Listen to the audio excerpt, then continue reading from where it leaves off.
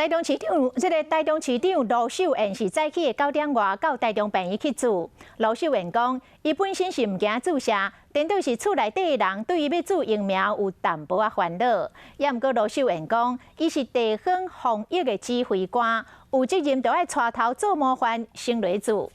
那这个新竹市长林志坚早起嘛去住了，伊讲感觉住了免疫力增强了。南投县长林明珍最近是重感冒，讲等感冒好才过来评估。台中市长卢秀燕一透早9点外伫台中病院注 AZ 疫苗，其实比我想象的好哎。卢秀燕表示，注疫苗无遮尔痛，伊本人嘛无咧惊注射，颠倒是厝内人有淡薄烦恼，伊要注疫苗。我没什么犹豫，但是我的亲朋好友很担心。身为一个市长那所以我当然要这个以身作则，那然后呢要带头来做这个注射。卢秀燕伫第一时间注疫苗，新竹市长林志坚嘛伫透早注射。林志坚讲，防疫必须要大家做伙团结。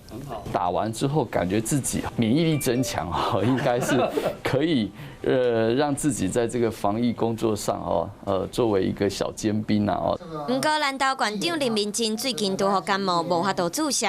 伊讲话阁有淡薄仔偏音，讲敢若会使等感冒好再来评估。重感冒适合来打这个疫苗，等到我这感冒好了之后我也会率先的带领我们前线的这个县民来施打疫苗。